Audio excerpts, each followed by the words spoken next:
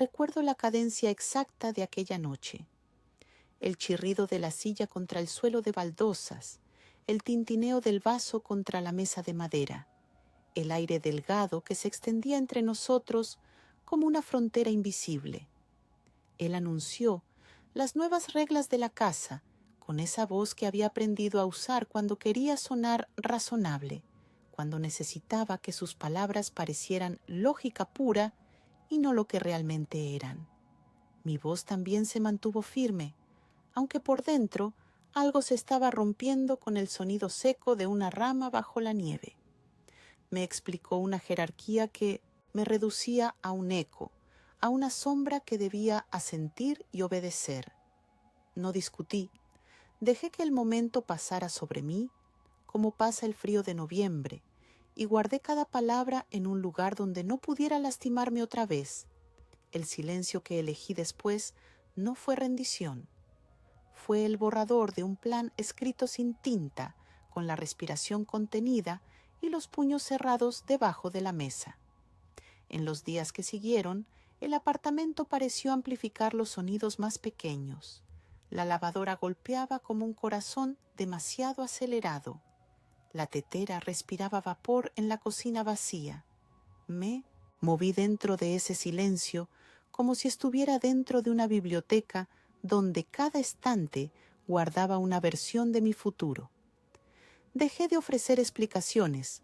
Dejé de narrar mi día como si necesitara que alguien validara cada hora que vivía. Practiqué poner un plato en la mesa sin anunciar la cena. Practiqué terminar un informe sin buscar su aprobación. Practiqué respirar como si el aire me perteneciera por derecho propio y no por concesión. Él confundió la ausencia de protesta con acuerdo. Mientras menos reaccionaba yo, más casual se volvía él, repitiendo su nuevo orden como un eslogan que esperaba, que memorizara, que convirtiera en mi verdad. Lo observé mientras su certeza se expandía. Ocupaba más espacio en las conversaciones, en las decisiones sobre qué cenar o a qué hora apagar las luces, y sentí cómo la mía crecía al lado, más callada pero más densa, como una piedra formándose bajo presión constante. Al final de la primera semana, esa piedra tenía un nombre de 4 letras: irme. No fue una decisión dramática.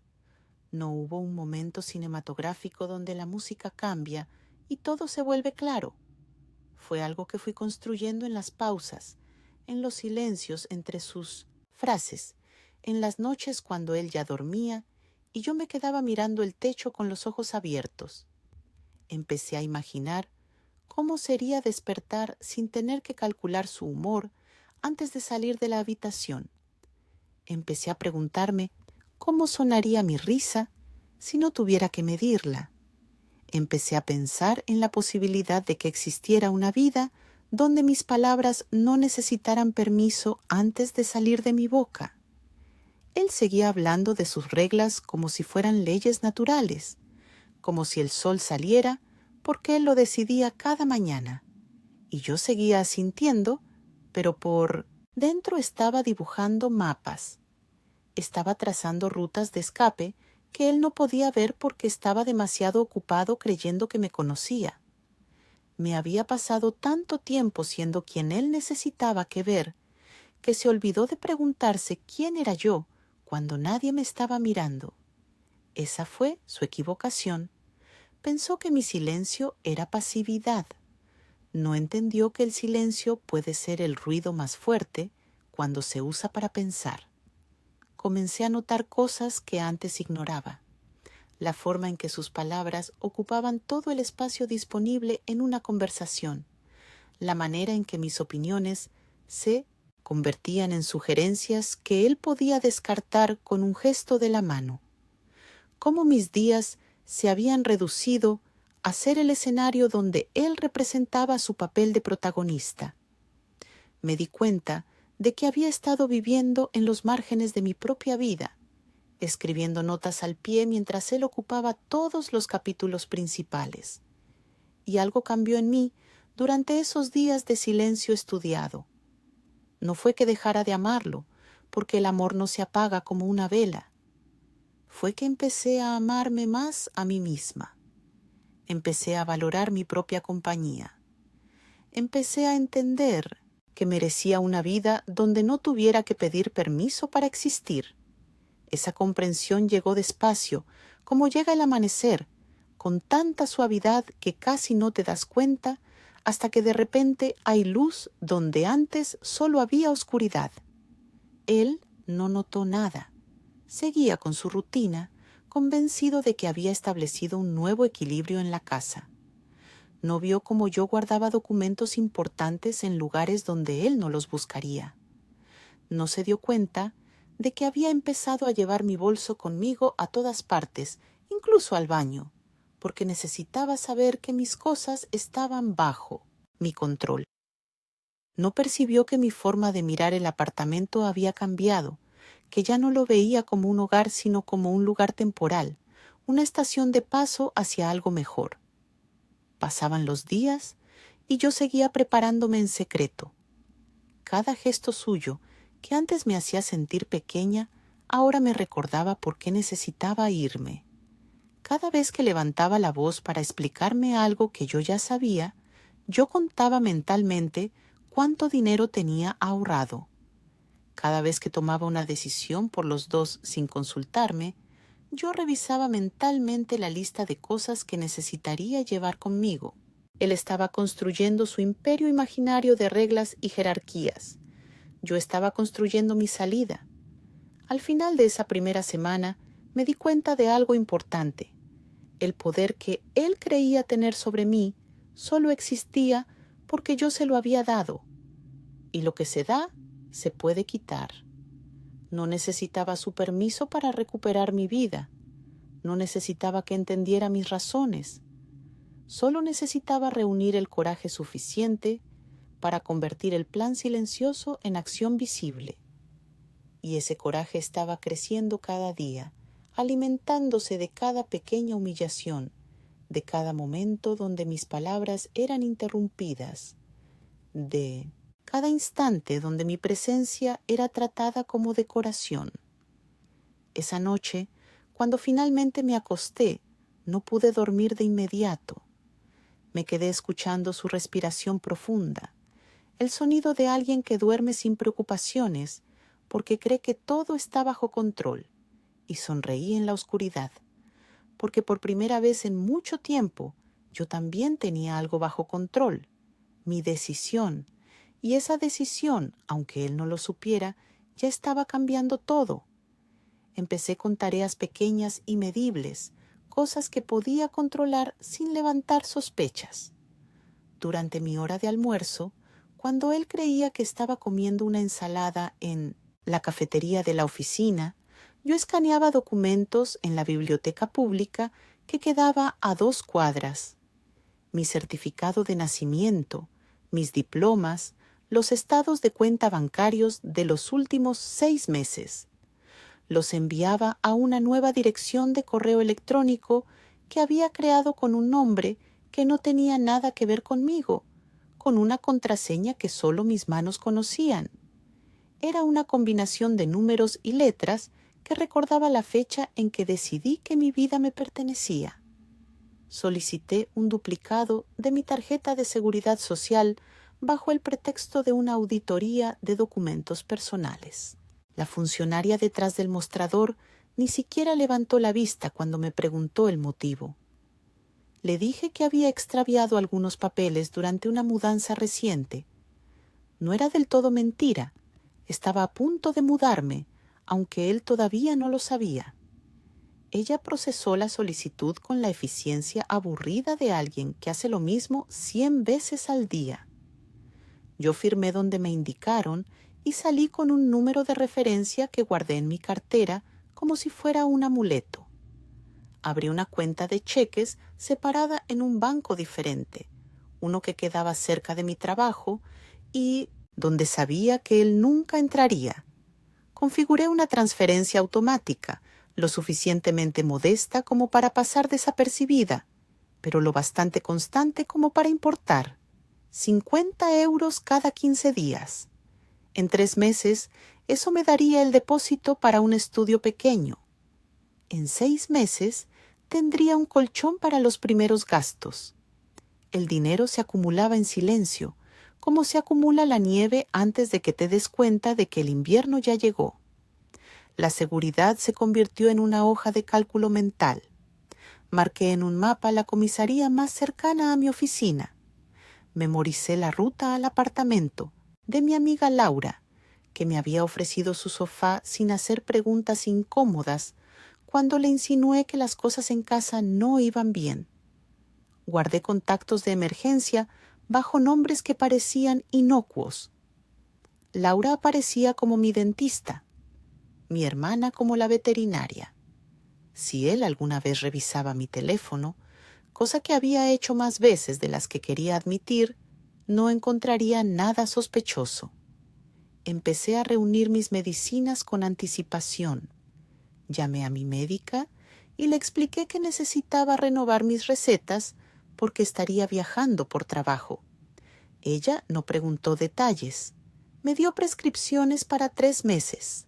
Guardé las cajas en mi escritorio de la oficina, en el último cajón donde guardaba carpetas viejas que nadie revisaba nunca. También guardé ahí una muda de ropa interior, un cepillo de dientes sin abrir y una pequeña bolsa con artículos de higiene básicos. Si algún día necesitaba salir rápido, tendría lo esencial esperándome. Durante las noches, cuando él ya dormía, yo leía sobre derechos de inquilinos en mi teléfono con el brillo al mínimo. Aprendí que legalmente podía sacar mis pertenencias personales sin que él pudiera impedirlo. Aprendí que tenía derecho a la mitad de todo lo que habíamos comprado juntos, aunque yo no planeaba reclamar nada. No quería sus cosas, solo quería mi libertad. Guardé capturas de pantalla de páginas legales, de números de clínicas de asistencia jurídica gratuita, de foros donde otras mujeres compartían sus experiencias saliendo de relaciones similares.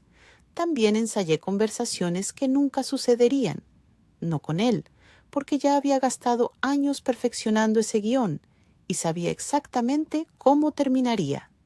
Las conversaciones eran conmigo misma. Me preguntaba qué necesitaría en las primeras 24 horas después de irme. La respuesta era práctica: una puerta que se cerrara detrás de mí y que él no pudiera abrir, un cargador de teléfono que fuera mío, un plan para la mañana siguiente. Me preguntaba qué necesitaría en la primera semana: comida simple, ropa limpia, un lugar donde nadie me conociera lo suficiente como para hacer preguntas. Me preguntaba qué necesitaría en el primer mes. Eso era más difícil de responder. Necesitaría rutinas nuevas que no giraran alrededor de evitar sus cambios de humor. Necesitaría recordar quién era yo antes de convertirme en la versión editada de mí misma que él prefería. Necesitaría aprender a cocinar para una persona sin sentir que la mesa vacía era un fracaso. Necesitaría entender que estar sola no era lo mismo que estar abandonada.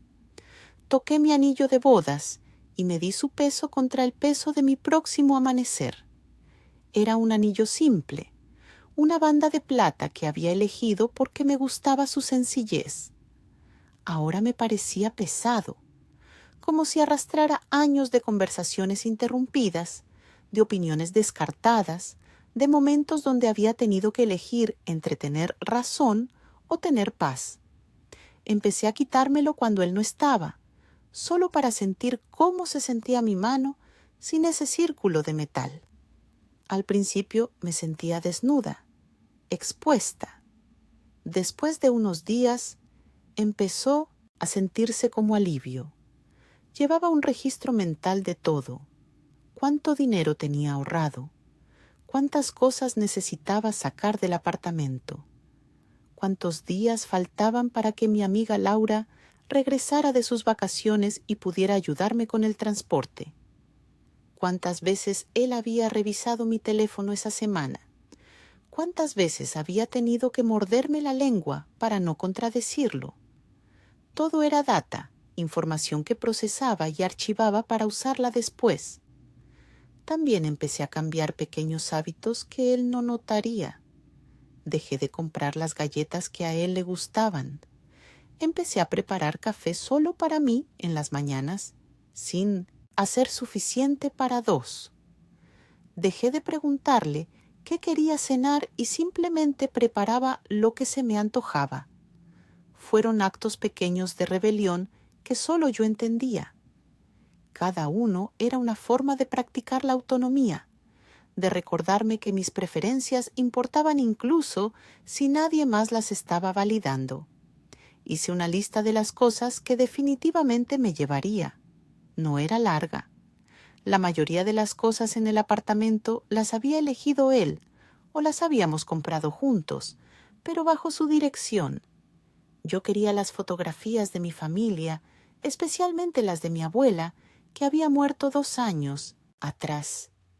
Quería mis libros, los que había leído antes de conocerlo y los que había comprado en secreto durante nuestra relación. Quería la manta tejida que mi madre me había regalado cuando me mudé por primera vez de casa. Quería mi ropa y mis zapatos, aunque probablemente dejaría atrás los vestidos que él me había comprado porque le gustaba cómo me quedaban. Al final de la segunda semana, el silencio se había madurado hasta convertirse en preparación. Ya no era solo un plan vago que vivía en mi cabeza.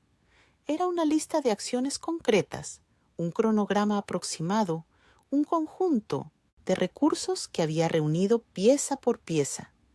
Tenía dinero suficiente para el depósito. Tenía documentos respaldados. Tenía un lugar temporal donde quedarme. Tenía números de teléfono de personas que podían ayudarme. Tenía, por primera vez en mucho tiempo, algo que se parecía a esperanza. Y lo más importante, tenía claridad. Sabía exactamente por qué me iba. No era por un incidente específico, aunque había tenido muchos. Era porque había entendido que merecía una vida donde no tuviera que contar mis pasos en el silencio, donde no tuviera que convertir mi existencia en un proyecto de planificación secreta.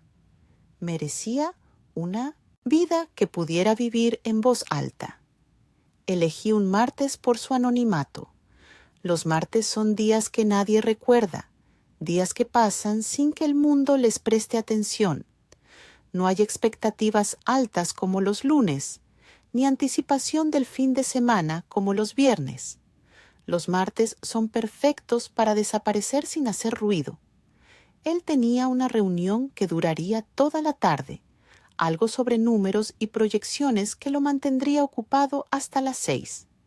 Eso me daba 4 horas, tal vez 5, si la reunión se extendía como solían hacerlo. La camioneta de mudanza no era realmente una camioneta, sino el maletero del coche de mi compañera de trabajo, Patricia. Ella había ofrecido ayuda sin hacer muchas preguntas. Solo me preguntó si estaba segura y si estaba a salvo. Le dije que sí a ambas cosas. Me prestó su Seat León y me dio las llaves con un abrazo que duró más de lo necesario. Me dijo que me llamara si necesitaba cualquier cosa, a cualquier hora. Guardé ese gesto en algún lugar cerca de mi corazón, un recordatorio de que la bondad existía incluso cuando uno se sentía invisible. Empaqué ligero a propósito 2 maletas grandes que había comprado en una tienda de segunda mano el fin de semana anterior, una caja de zapatos llena de fotografías que había ido rescatando de álbumes compartidos durante las últimas semanas, una carpeta manila con todos mis documentos importantes, pasaporte, certificados, contratos laborales, registros médicos, y una lata pequeña que olía a eucalipto donde guardé el anillo hasta que dejó de importarme lo que significaba. La lata había sido de mi abuela. Había contenido pastillas para la tos que ella siempre llevaba en su bolso. Ahora guardaba el final de algo que alguna vez pensé que sería para siempre. Me Llevé las plantas que había cuidado durante años, el potos que había crecido tanto que sus hojas tocaban el suelo, la suculenta que sobrevivió 3 inviernos en el alféizar de la ventana, el helecho que requería atención diaria y que solo yo recordaba regar. Eran seres vivos que dependían de mí y no iba a abandonarlos. Los envolví en papel periódico y los coloqué con cuidado en el asiento trasero del coche. También me llevé la sartén de hierro fundido que mi abuela me había entregado con un guiño, como si hubiera sabido que algún día la usaría para cocinar solo para mí misma, para alimentar una vida que no necesitaba la aprobación de nadie más. Tomé mi laptop y mis libros favoritos, los que había subrayado y anotado en los márgenes. Tomé la manta tejida de mi madre y las sábanas que había comprado con mi primer sueldo. Tomé mi ropa, aunque dejé atrás los vestidos que él me había regalado porque le gustaba cómo me quedaban. Esos vestidos nunca me pertenecieron realmente. Fueron versiones de mí que él quería ver, trajes para un papel que ya no iba a interpretar. Lo que dejé fue igual de intencional.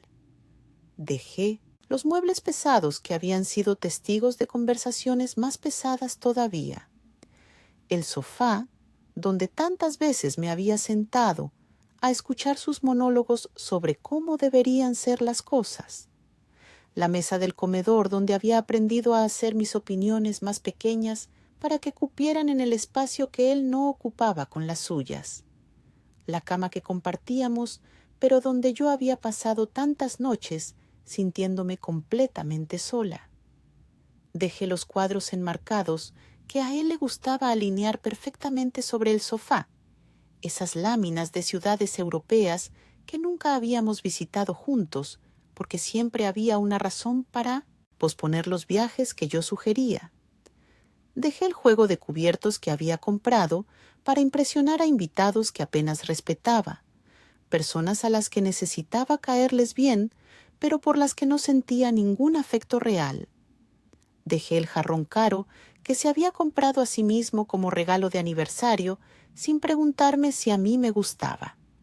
Dejé la rutina que me había hecho más pequeña. Dejé las mañanas donde tenía que calcular su humor antes de decidir si era seguro hablar. Dejé las noches donde fingía estar dormida para evitar conversaciones que siempre terminaban con él explicándome por qué estaba equivocada. Dejé la versión de mí misma que había aprendido a disculparse por ocupar espacio. Esa mujer se quedó en el apartamento como un fantasma que él podría seguir controlando si quisiera. Yo me llevé a la mujer que recordaba cómo reír sin medir el volumen. Sobre el tocador coloqué una carta corta que había escrito 12 de veces y doblado una sola. No era larga porque no necesitaba serlo. No había acusaciones porque no quería darle la satisfacción de pensar que esto era sobre él. Era sobre mí. Decía, sin rodeos, que nunca había estado por encima de mí, solo en una escalera que no llevaba a ningún lugar donde yo quisiera ir. Decía que me iba porque merecía ser vista, no tolerada. Decía que esperaba que algún día él entendiera la diferencia, pero que yo no me quedaría esperando para ver si lo hacía. Antes de cerrar la puerta no hice nada dramático. Revisé las ventanas para asegurarme de que estuvieran cerradas. Desenchufé la plancha porque siempre era yo quien se preocupaba por esas cosas. Apagué las luces una por una, como si estuviera cerrando capítulos. Me detuve en el espejo del pasillo y me miré realmente. Tal vez por primera vez en años. Vi a una mujer que había decidido ser ordinaria de la manera más extraordinaria posible, eligiendo irse. No había venganza en mis ojos, no había ira, solo había determinación y algo que se parecía mucho al alivio. Las llaves cayeron en el plato de cerámica junto a la puerta con un sonido que se sintió como un punto final. Ese plato había sido un regalo de su madre, alguien que probablemente nunca entendería por qué me había ido. Pero ya no era mi trabajo hacer que su familia me entendiera. Ya no era mi trabajo hacer que nadie me entendiera excepto yo misma. Cerré la puerta detrás de mí con cuidado, sin dar un portazo, aunque parte de mí quería hacerlo. No iba a darle ni siquiera ese pequeño drama. No iba a dejar que los vecinos chismorrearan sobre una escena.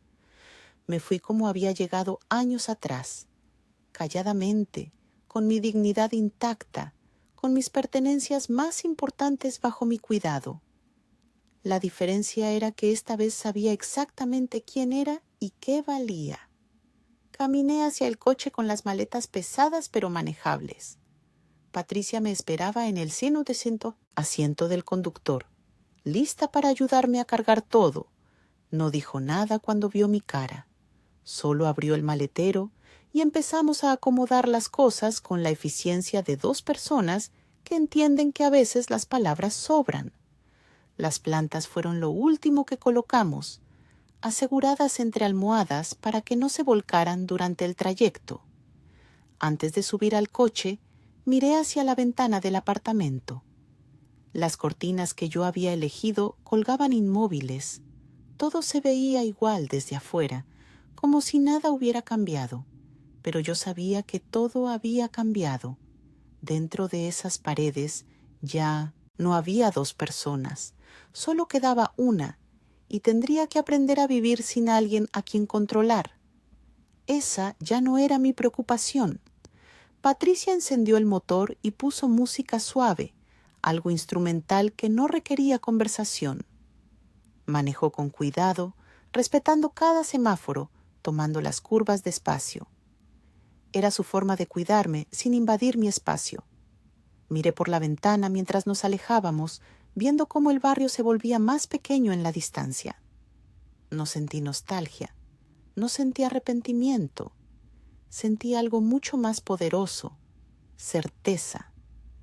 Cuando llegamos a mi nuevo estudio, el sol ya empezaba a ponerse. La luz de la tarde pintaba las paredes de dorado, haciéndolas parecer más acogedoras de lo que probablemente eran. Patricia me ayudó a subir las maletas por las escaleras. No había ascensor, pero eso no importaba. 3 pisos de escaleras era un precio pequeño por la libertad.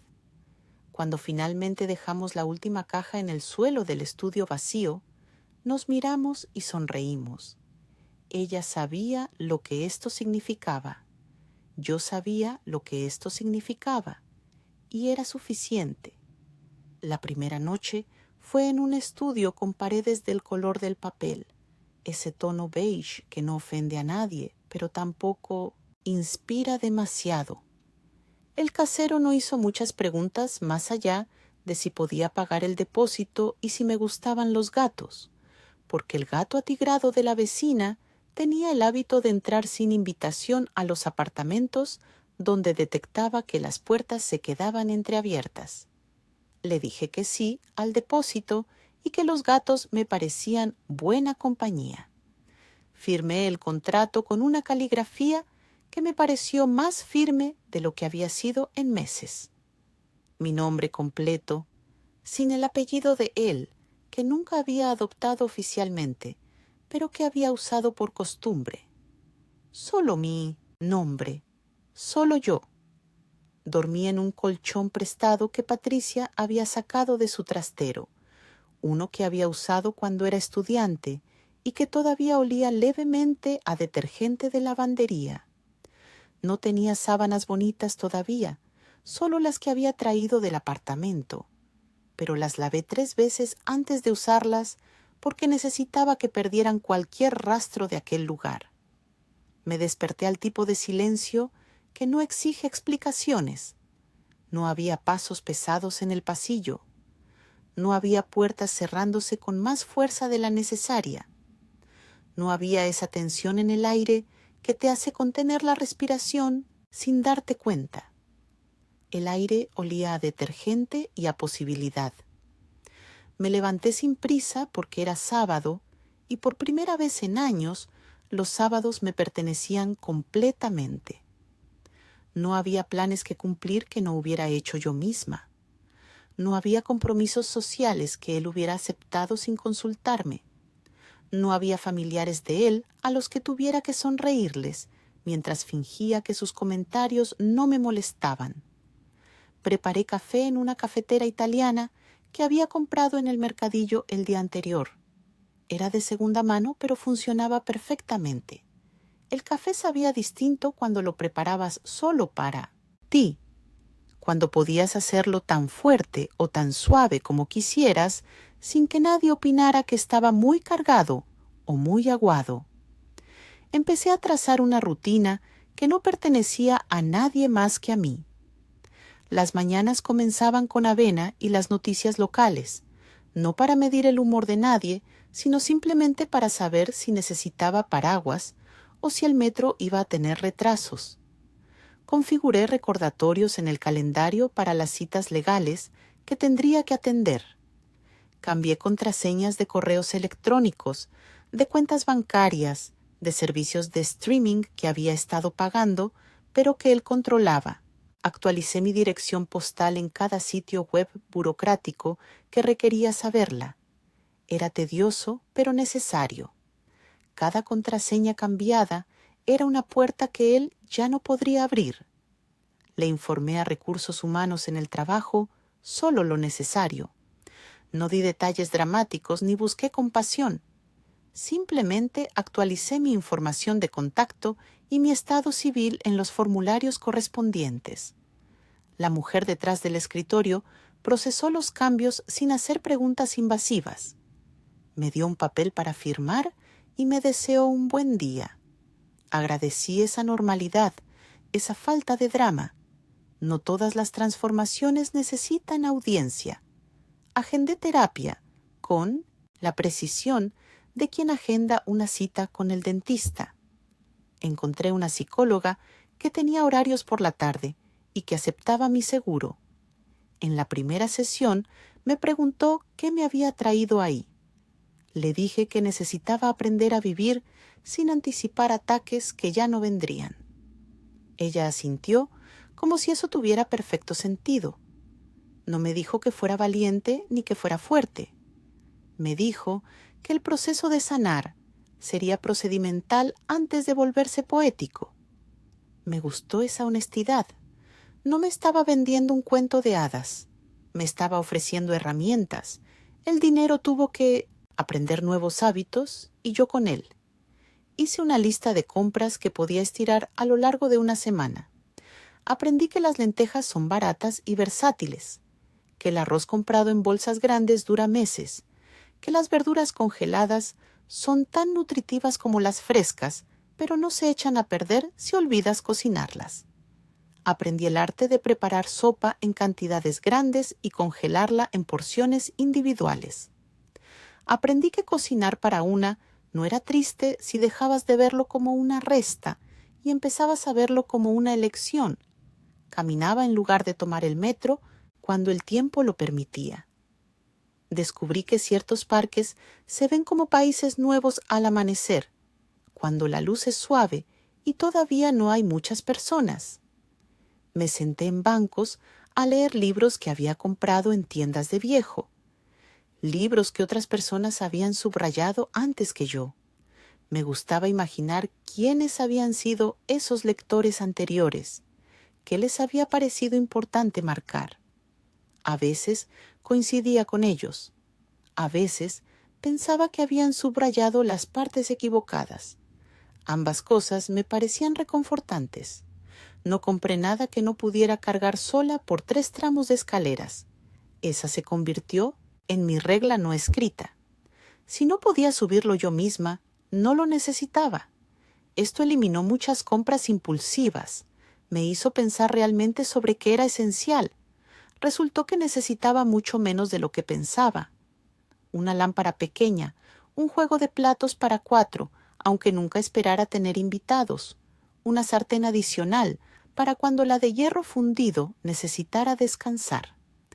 Cada pequeña decisión colocaba una baldosa en el camino que me alejaba de la vida que me habían dicho que aceptara.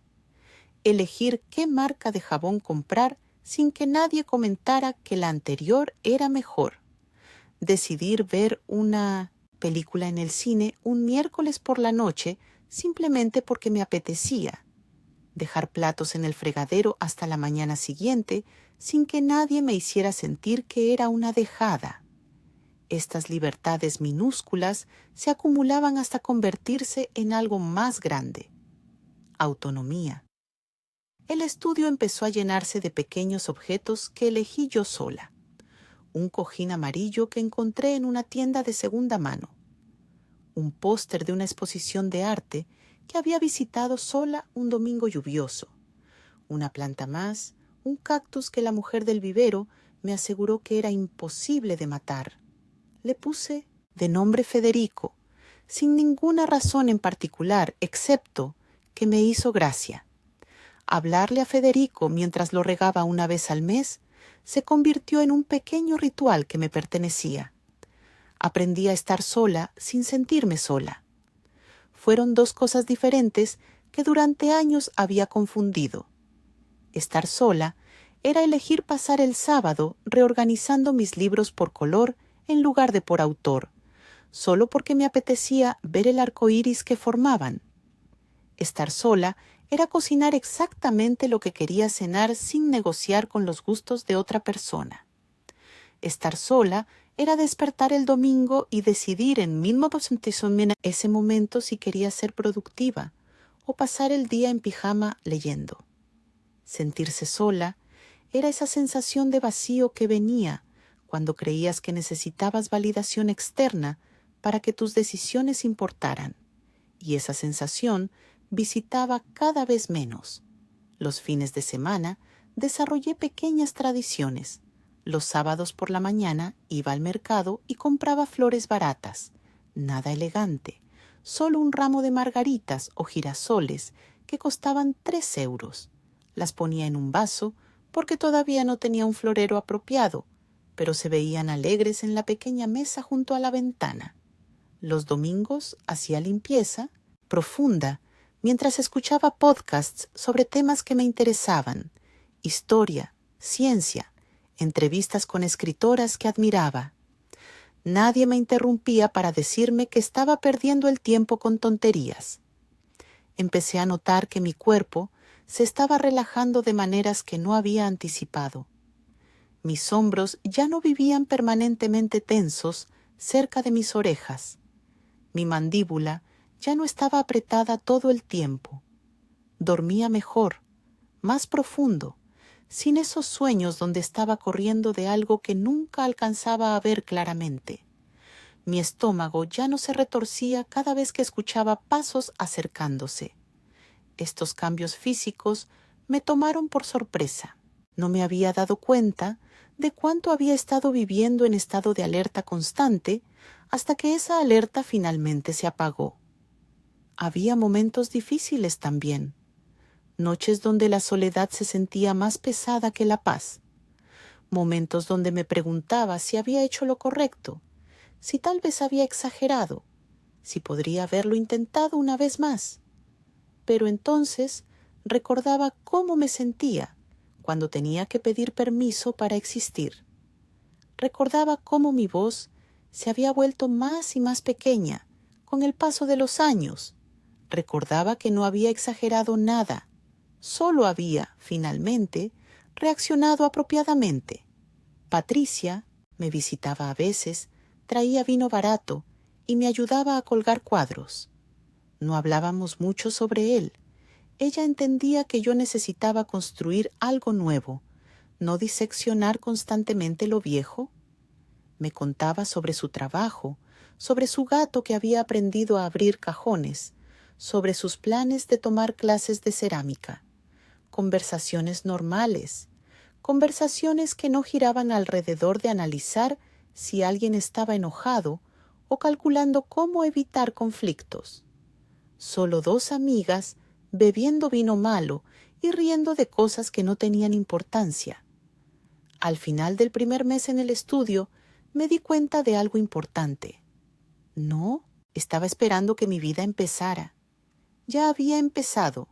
Esta era mi vida, ordinaria, pequeña, mía, y era suficiente.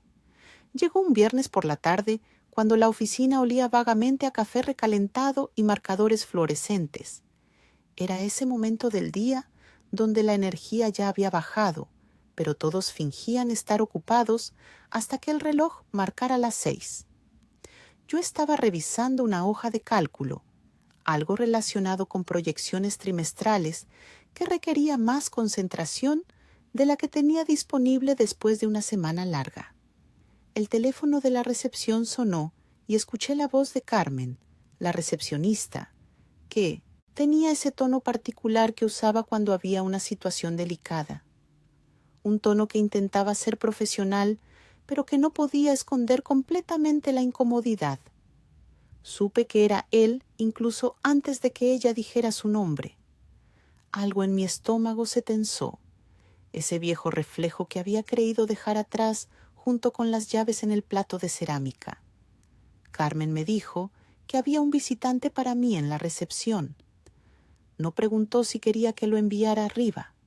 Su instinto profesional probablemente detectó que algo no estaba bien. Le dije que bajaba en un momento. Colgué el teléfono y me quedé mirando la pantalla de mi computadora sin ver realmente los números que parpadeaban ahí. Respiré hondo. Me tomé un momento para centrarme.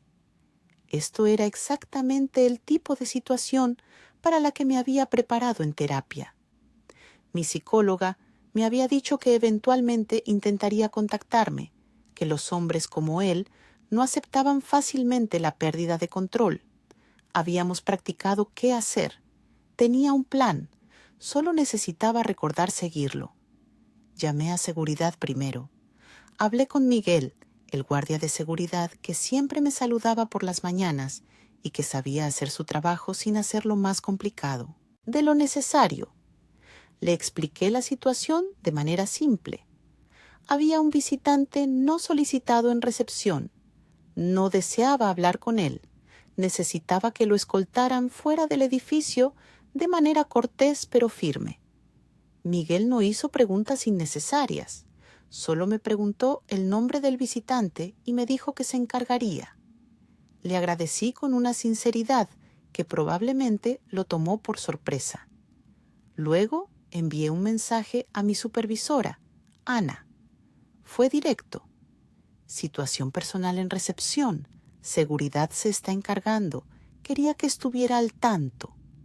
Ana respondió inmediatamente diciendo que bajaba.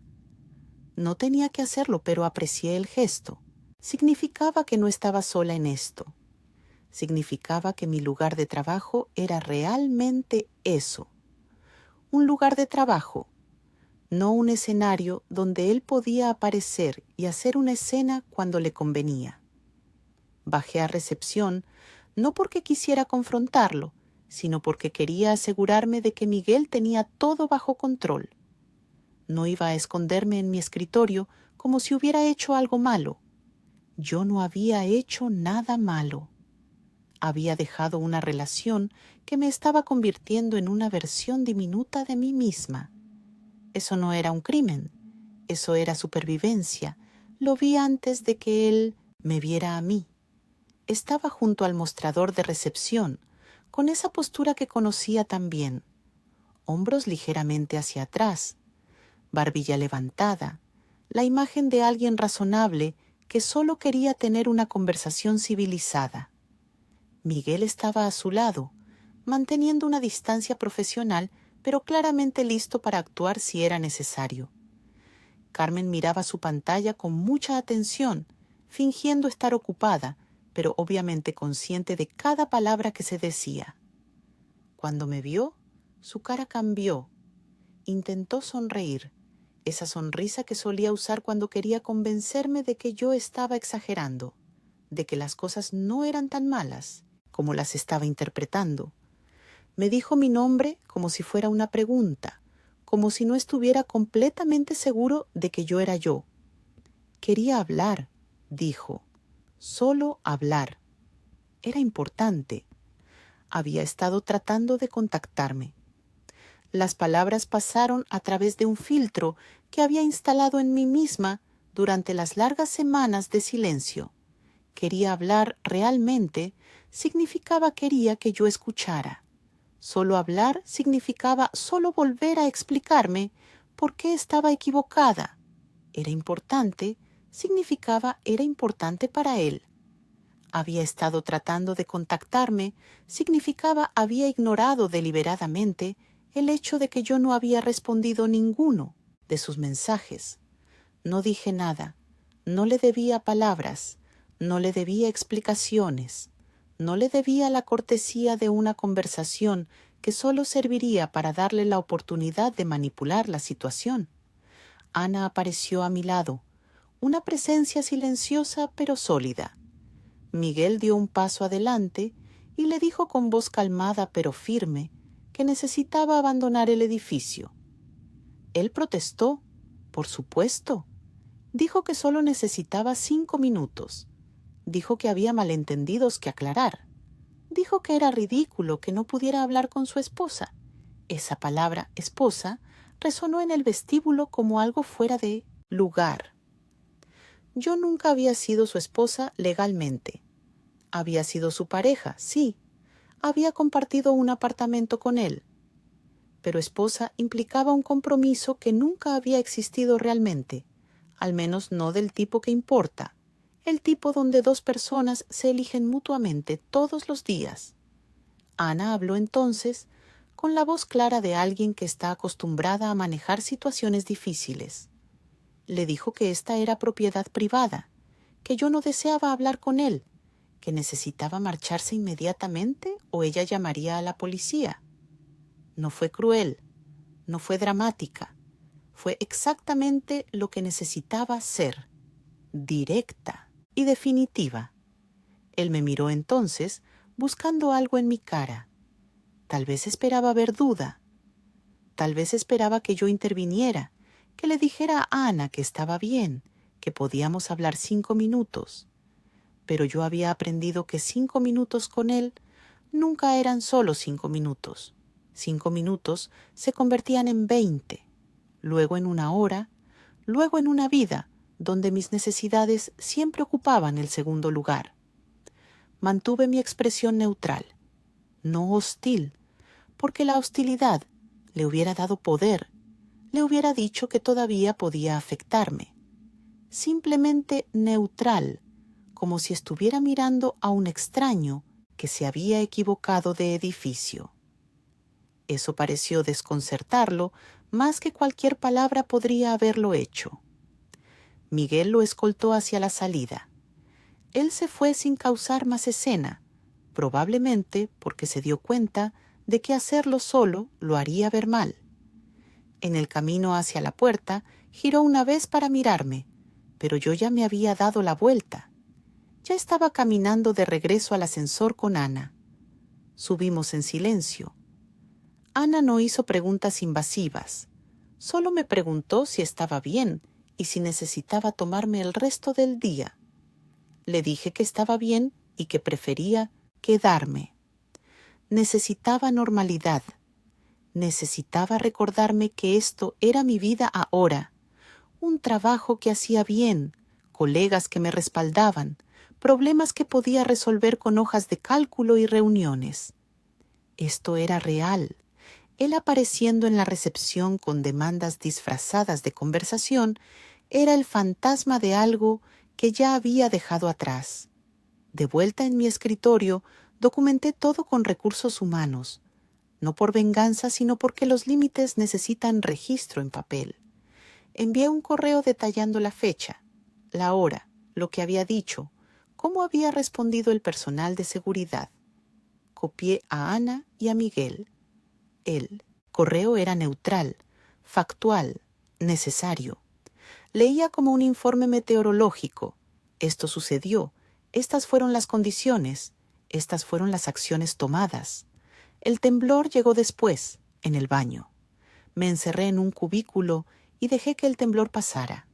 Fue breve pero real. Las manos me vibraban ligeramente. El corazón me latía más rápido de lo normal. El cuerpo recordaba el estrés incluso cuando la mente se mantenía firme. Me permití sentirlo, No intenté reprimirlo ni avergonzarme por ello. Solo lo dejé pasar como pasa una ola. Me lavé las manos con agua fría mirándome en el espejo. Los ojos que me devolvieron la mirada eran los de alguien que había manejado una situación difícil sin desmoronarse. Había hecho exactamente lo que necesitaba hacer. No había cedido a la presión. No había aceptado migajas de respeto envueltas en la ilusión de una conversación civilizada. Me había protegido. Ese era el acto de amor más importante que podía ofrecerme. Volví a mi escritorio y terminé la hoja de cálculo que había estado revisando antes de la interrupción. Los números no tenían nada que ver con él. Las proyecciones trimestrales existían completamente separadas de cualquier drama personal. Completar esa tarea se sintió como un acto de devoción hacia la mujer que me había presentado a mí misma en el espejo. Una mujer que puede terminar su trabajo después de una tormenta. Cuando sonó mi teléfono 1 hora después, lo miré con cautela.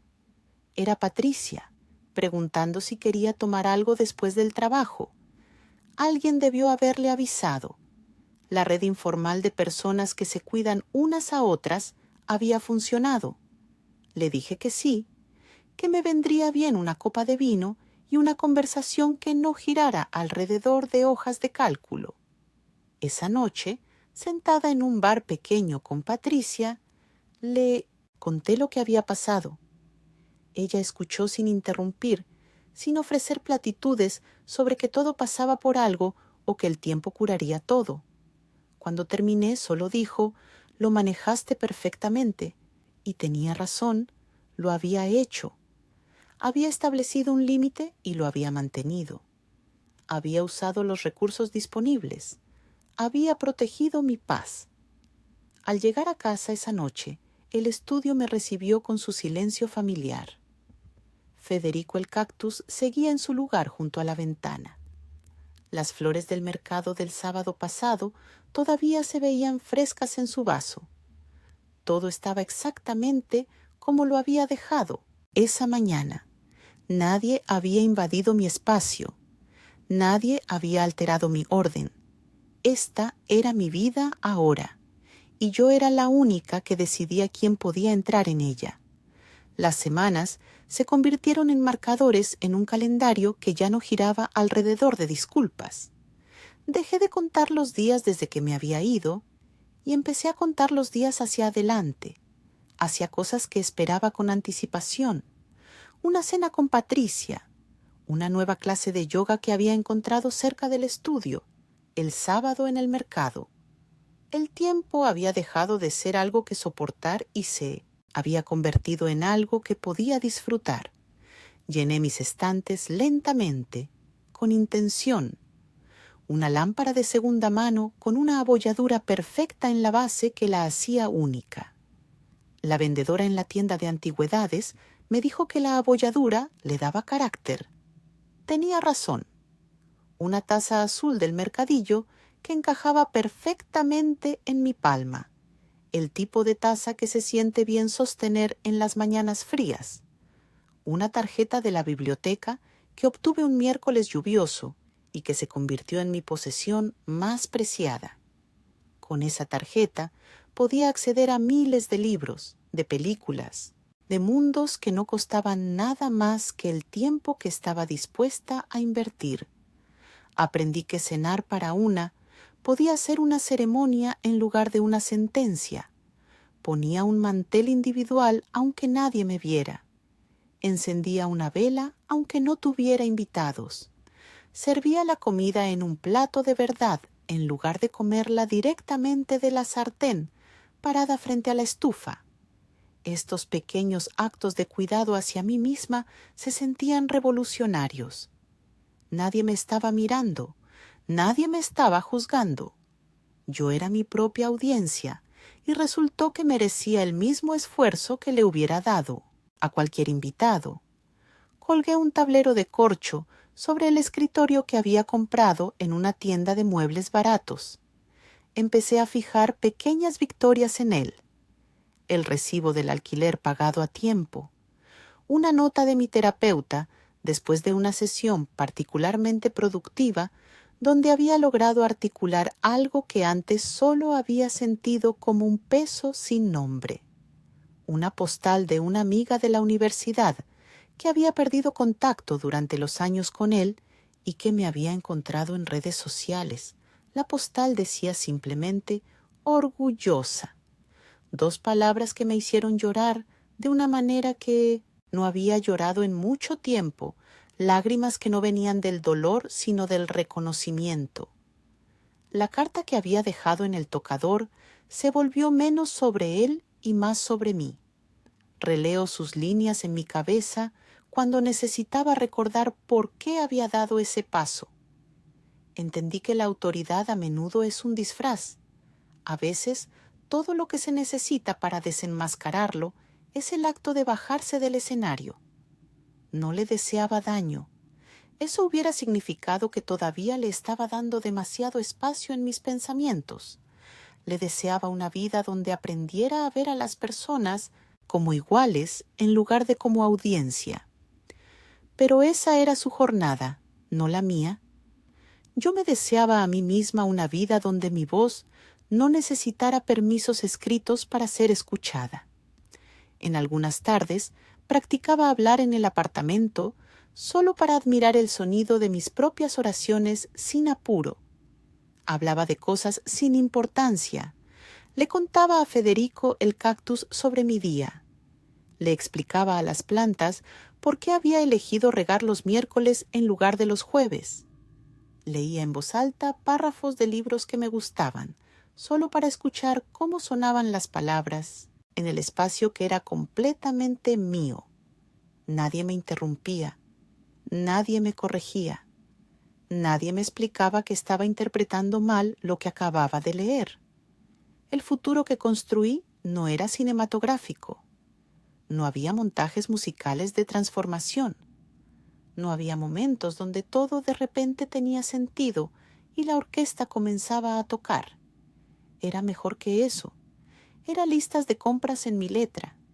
Era contraseñas que solo yo recordaba, combinaciones que no tenían que ver con fechas compartidas, sino con momentos que eran únicamente míos.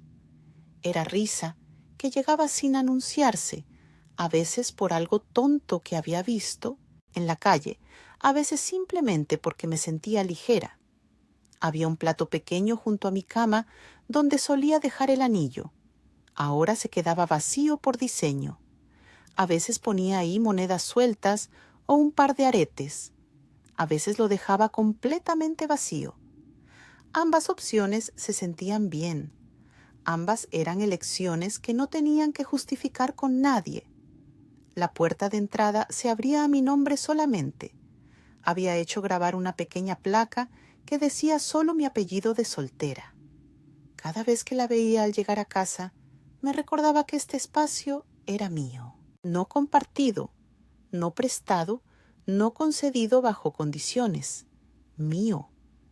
Cuando el gato de la vecina entró un domingo por la mañana, lo tomé como una señal de que las cosas estaban bien. El gato era selectivo. No entraba a cualquier apartamento. Solo visitaba los lugares donde sentía que era bienvenido.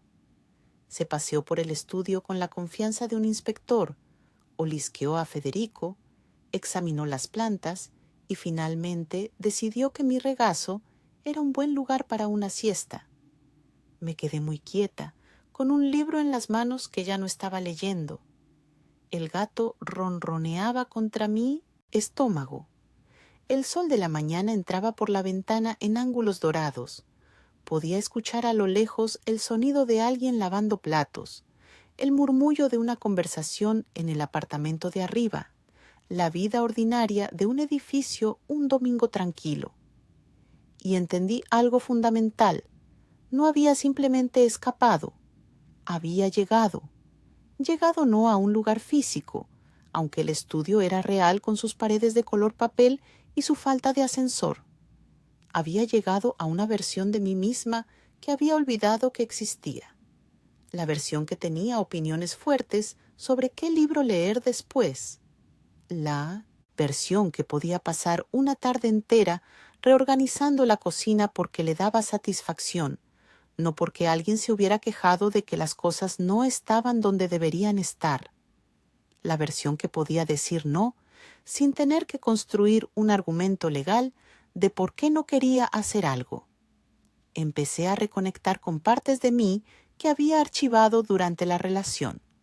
Retomé el dibujo, algo que había dejado, porque él siempre tenía comentarios sobre cómo podría mejorarlo, como si el objetivo del arte fuera la perfección técnica y no el simple placer de crear.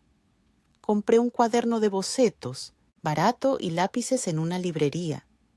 Mis dibujos eran torpes al principio. La mano había olvidado cómo moverse de esa manera. Pero mejoré.